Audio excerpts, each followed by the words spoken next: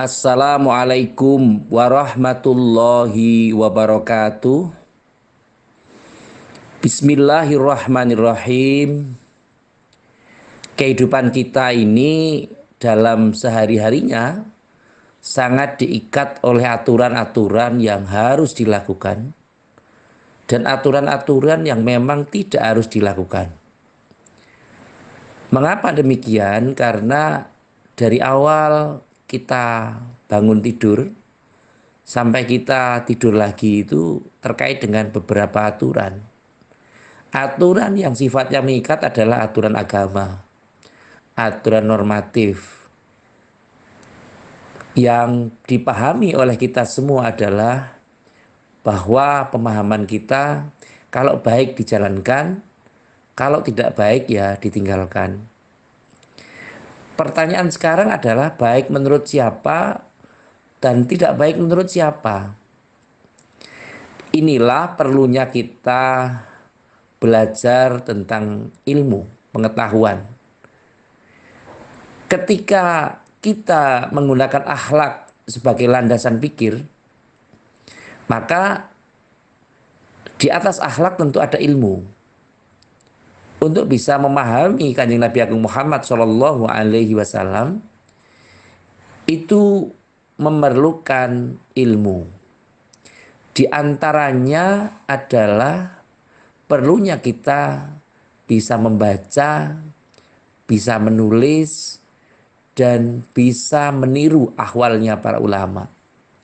Dengan cara apa? Ya dengan cara kita prihatin menuntut ilmu semampu kita dengan pendidik atau masyayikh yang kompeten.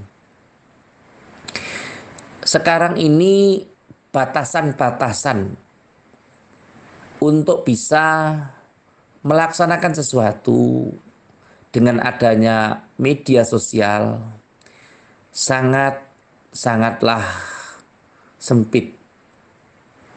Kenapa demikian? Ada istilah namanya desa global atau global village. Ini membuktikan bahwa pengertian-pengertian kita tentang negara, tentang wilayah tertentu, itu sudah mulai ada penggerusan. Di mana sesuatu yang terjadi di Amsterdam misalnya, atau di Amerika, di jam yang sama, di menit yang sama, bisa kita ketahui dengan cepat. Ada nilai rugi dan untungnya sebenarnya, bahwa orang-orang yang tidak siap menerima globalisasi, orang-orang yang tidak siap menerima peradaban, tentu dia akan merasa, loh kok demikian ya? Kenapa di Jawa atau di Indonesia menyatakan, loh ini tidak boleh, oh ini tidak sopan. Tetapi di negara-negara lain mereka melakukan dengan hal-hal yang biasa, yang mungkin di sini dikategorikan sebagai tata kerja atau tata perilaku yang tidak elok, tidak sopan, tidak santun. Tapi di negara lain diperbolehkan. Inilah perlunya kita memahami kapasitas keilmuan dari sebuah kondisi. Ada namanya tata negara. Bagaimana negara mempunyai aturan-aturan, baik aturan hukum, baik de facto maupun de jure, yang bisa mengikat seorang menjadi warga negara, menjadi penduduk, atau menjadi rakyat. Perbedaannya sangat jelas, sehingga tentu apabila kita mengakui bahwa kita adalah berbangsa, bertanah air, dan mempunyai negara kesatuan Republik Indonesia, artinya kita harus juga memahami bahwa aturan-aturan, norma-norma yang kita anut adalah norma-norma yang terkait dengan aturan yang berlaku di negara kita, negara Kesatuan Republik Indonesia. Dan kita tidak boleh membandingkan dengan negara lain. Karena apa? Karena kita punya dasar Pancasila, Undang-Undang Dasar 1945. Kalau dulu ada GBHN, mungkin sekarang ada NKRI, ada ideologi, ada hal-hal lain yang bisa kita jadikan sebagai satu kondisi. Itu kalau secara bernegara. Kalau beragama, kalau orang sudah meyakini satu keyakinan agama tertentu, ya tidak usah kita bandingkan dengan agama lain. Wah, ini Islam ini lebih ini daripada ini, agama yang lain ini lebih ini daripada ini. Tidak perlu seperti itu. Karena apa? Agama ini pertanggungan jawab kita hanya kepada Allah Subhanahu wa Ta'ala. Kalau yang Muslim, mestinya seseorang memahami aturan-aturan itu tidak hanya sekedar skala agama, tetapi juga menggunakan skala kemanusiaan. Di Gaza misalnya ada serangan Israel ke Palestina, Hamas ikut juga menyerang Israel dan sebagainya dan sebagainya.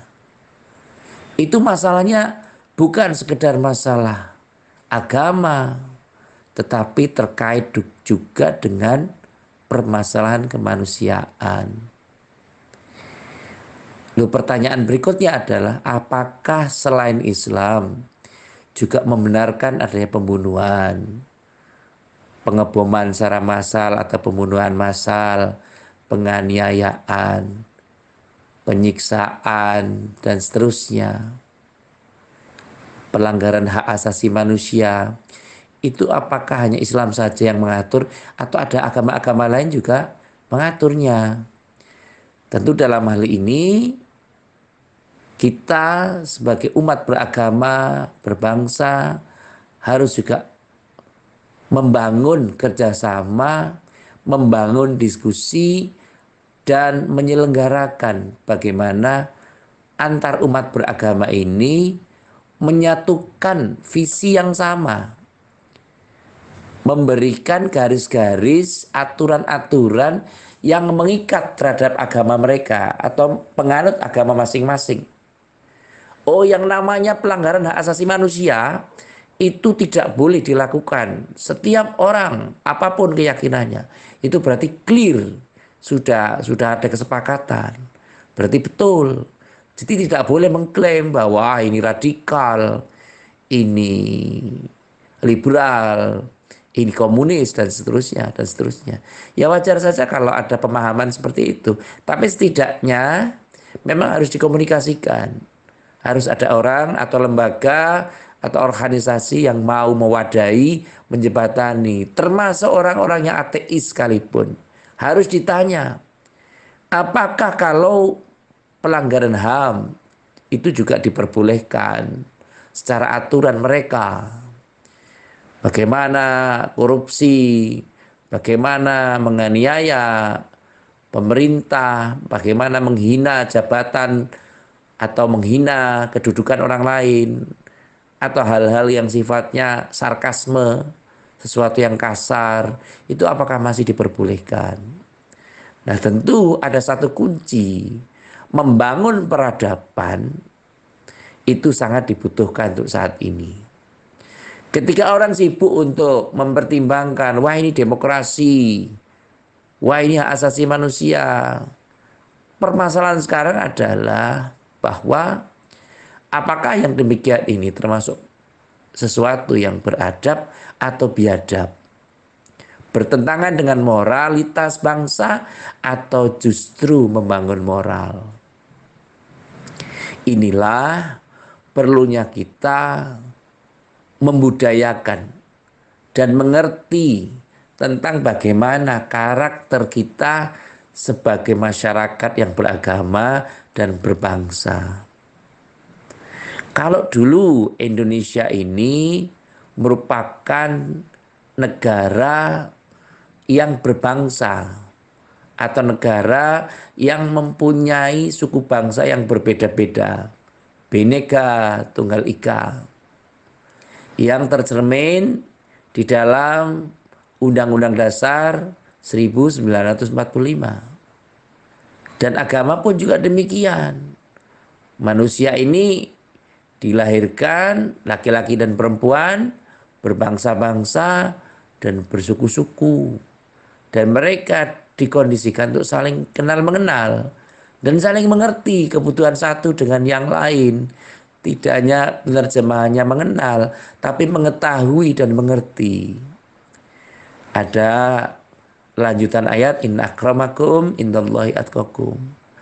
Sebenarnya yang paling mulia di sisi Allah adalah orang yang takwa. Nah, takwa itu sendiri tentu juga harus dipelajari bagaimana karakteristik orang yang bertakwa. Tentu panutannya adalah jelas Kanjeng Nabi Agung Muhammad Sallallahu Alaihi Wasallam. Karena Kanjeng Nabi Agung Muhammad Sallallahu Alaihi Wasallam adalah pribadi yang paling takwa, insan yang paling mulia di sisi Allah Subhanahu wa Ta'ala. Sehingga di kesempatan saat ini, ketika kita nun sewu berada di generasi-generasi yang sangat rentan dengan perpecahan. Karena kalau saya itu berada di generasi X. Jadi generasi X ini adalah generasi yang dikondisikan untuk tidak bisa beraktivitas, atau generasi yang siap hilang dari peredaran. Karena apa? Karena generasi X ini lahir, sementara generasi baby boomers itu masih berlangsung dan masih beraktivitas, masih melangkahkan sesuatu, dan masih bekerja giat.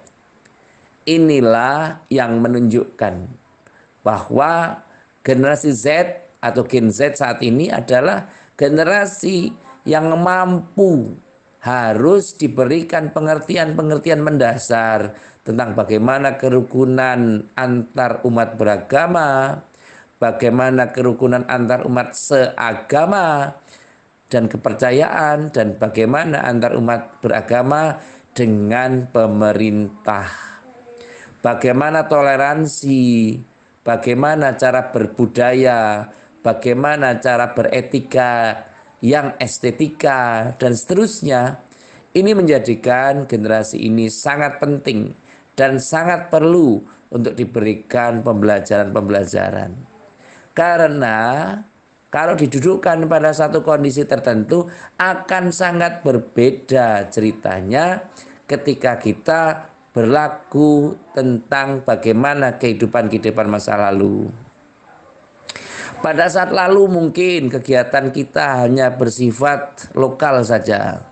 Tetapi untuk saat ini, apapun yang kita lakukan ketika sudah terupload di media sosial, maka tentu tidak akan bisa terhapus lagi. Katakanlah media sosial ini bisa mewakili dari kegiatan yang dilakukan oleh malaikat raqib dan atid, mencatat kebaikan dan keburukan.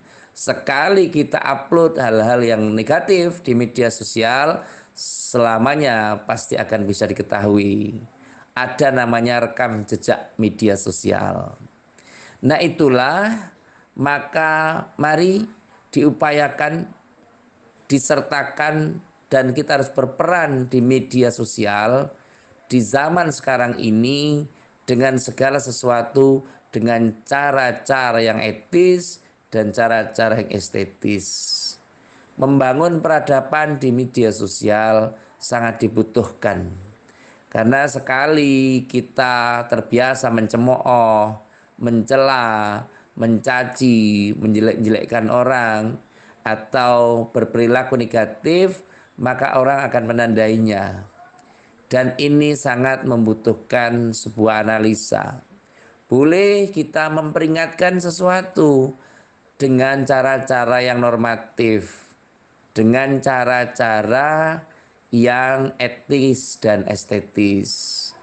Kadang kita siap berbeda pendapatan, ya, karena memang pendapatan kita berbeda, tetapi dengan berbeda pendapat itu orang bisa uring-uringan. Kadang kita merasa bahwa pendapat kita yang paling benar, pendapat orang lain yang kurang benar, dan seterusnya. Kadang yang lebih santai lagi adalah, ya kalau kita berbeda dengan orang lain ya tidak apa-apa lah, sudah biarkan saja. Loh, belum tentu juga pendapat kita yang benar atau pendapat mereka yang salah, atau mungkin kita ya ada benarnya sedikit, mereka ada benarnya banyak, atau sebaliknya. Nah, maka wawasan kita pun juga harus kita perbaiki. Kita harus mulai cerdas secara emosional, cerdas secara intelektual, dan bagaimana mencerdaskan spiritual. Ketika kita hanya paham terhadap intelektual saja, tetapi emosi kita tidak cerdas, maka kadang-kadang itu menjadi sesuatu bumerang bagi diri kita sendiri.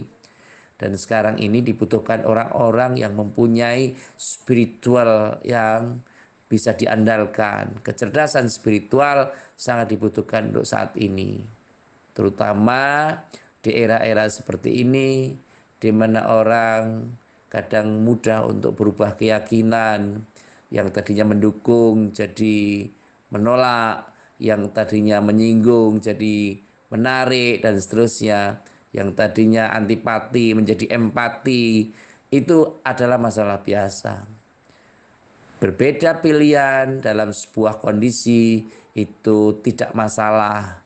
Yang penting adalah bagaimana kemaslahatan, bagaimana kebersamaan tetap bisa dijalankan. Jangan waton bido atau asal berbeda, tetapi pergunakanlah perbedaan-perbedaan itu untuk bisa introspeksi. Oh, kenapa saya berbeda dengan yang lainnya ya? Oh, yang lain punya analisa seperti ini. Oh, kalau kita hanya seperti ini, ya biasa-biasa saja. Dan tidak boleh menentang atau memberikan gambaran yang ekstrim terhadap orang-orang yang berbeda dengan kita. Yang paling penting adalah pada saat ini, mari kita saling mengingatkan untuk bisa memberikan kesepakatan-kesepakatan yang positif, bisa membersamai masyarakat dengan cara-cara yang baik. Kalau kita pemimpin, yang jangan sekali-kali mabuk kekuasaan. Wah, ini saya yang memimpin, maka saya yang harus memutuskan sesuatu. Loh, sebentar. Pemimpin itu ya setidaknya jangan diktator. Kalau ada apa-apa ya ada musyawarah. Harus ada musyawarah untuk mencapai mufakat. Jangan memufakatkan sesuatu secara kondisional, secara pribadi, atau memusyawarahkan sesuatu atau memfakati sesuatu tanpa musyawarah. Nah, inilah yang perlu kita pahami.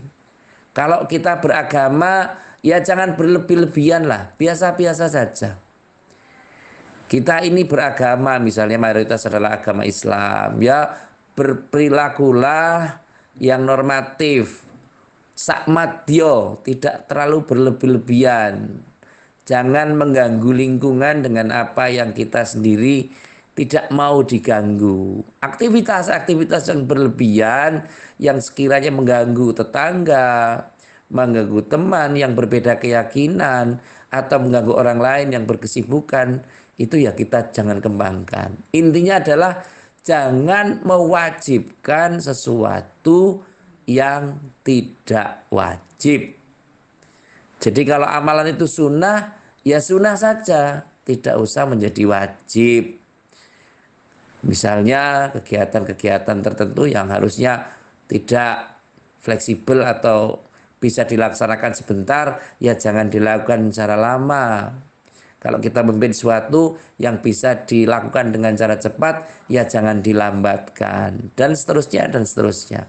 Membaca situasi, rekontekstualisasi perlu dilakukan untuk bisa membimbing masyarakat kita agar kita senang dalam melaksanakan sesuatu.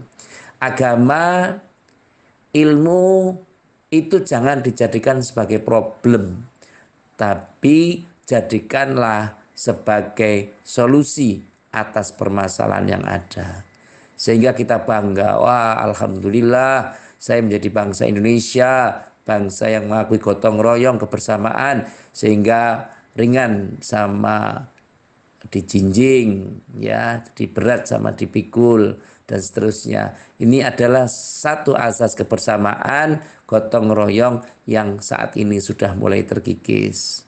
Marilah kita upayakan sama-sama untuk saling membantu, untuk saling mengingatkan, dan kita dukung semangat untuk membantu membangun peradaban kita agar secara kehidupan kita bisa mewarnai kehidupan orang lain, dan kehidupan orang lain pun bisa bermakna dalam kehidupan kita.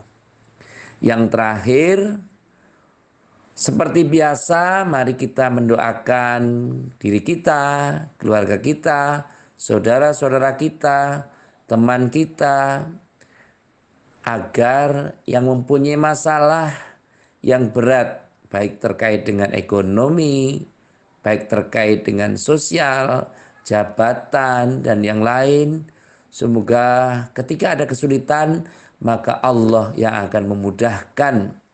Dan yang paling penting adalah semoga amal ibadah kita senantiasa dicatat Allah Subhanahu wa taala sebagai amal yang soleh, dan ketika kita bisa mengerjakannya sebagai semoga kita digolongkan sebagai hamba yang pintar atau pandai bersyukur di sisi Allah Subhanahu wa taala.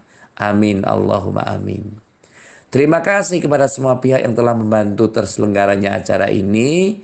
Semoga konten ini senantiasa bisa bermanfaat, bisa mempunyai nilai positif untuk kita semua, dan cita-cita kita untuk membangun peradaban akan dikabulkan Allah Subhanahu wa taala. Sekali lagi terima kasih atas segala perhatian dan mohon maaf atas segala kekurangan. Saya akhiri wallahul muwafiq ila aqwamit thoriq.